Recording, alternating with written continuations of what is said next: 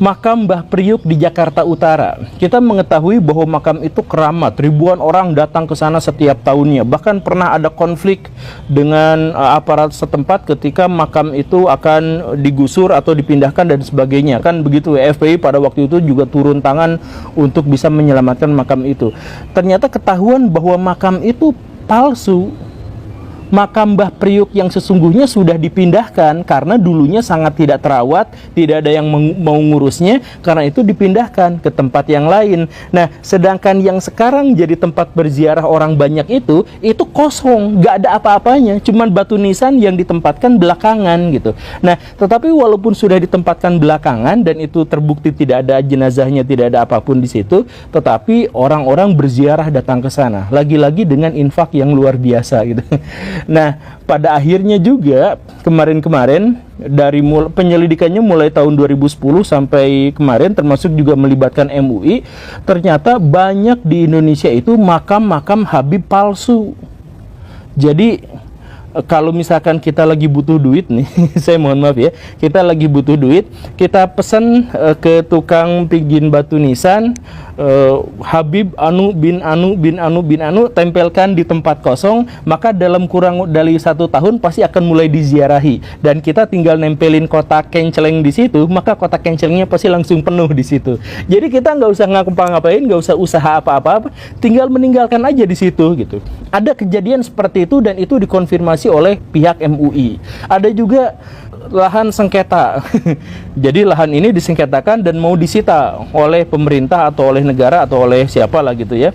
Nah, karena takut disita, maka di situ dikasih makam. Jadi makamnya dadakan dan itu adalah makam Habib Anu dan sebagainya gitu.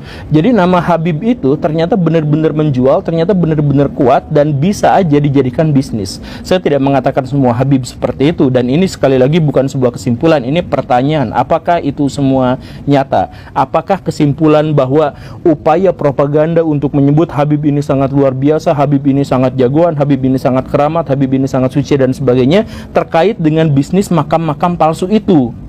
Karena harus digarisbawahi, di negara-negara Timur Tengah, pusat wilayah Islam atau wilayah Asia Selatan, atau di Turki atau wilayah Afrika Utara yang menjadi basis orang-orang Islam, tidak ada Habib itu diistimewakan sampai derajatnya luar biasa kayak gini gitu, sampai kakinya dicium, itu cuma ada di Indonesia gitu. Dan itu yaitu gara-gara ada upaya propaganda secara sistematis untuk menjelaskan bahwa para Habib itu memang memiliki kemuliaan yang sangat lebih di Indonesia. Bahkan kemarin ada sengketa lahan makam atau sengketa makam sebenarnya. Jadi kan Habib Lutfi itu mengatakan bahwa anak menantu dari Sri Sultan Hamengkubuwono II itu adalah seorang Habib. Dalam sejarahnya yang menantunya itu bukan Habib, yang menantunya itu adalah Sumodiningrat. Tetapi Sumodiningrat itu kemudian diklaim bahwa itu adalah Habib dan makamnya itu ada di Semarang. Nah, catatan sejarah menyebutkan bahwa makamnya itu ada di Jogja, sekitaran Jogja, dan bukan Habib, tetapi dikatakan bahwa itu adalah Habib. Jadi banyak orang yang akhirnya berziarah ke makam untuk menziarahi seorang yang konon adalah seorang Habib yang namanya adalah Sumodiningrat, dan dia adalah menantu dari Sri Sultan Hamengkubuwono II. Ini polemik, ini muncul. Jadi perdebatannya sekarang menjadi hebat. Jangan-jangan ini klaim makam palsu juga karena diziarahi banyak orang, padahal catatan sejarah menyebut bahwa makam aslinya ada di tempat yang lain. Nah, ini makanya sekarang Pak Habib Lutfi, maaf, silahkan klarifikasi, silahkan konfirmasi, karena umat membutuhkan penjelasan ini.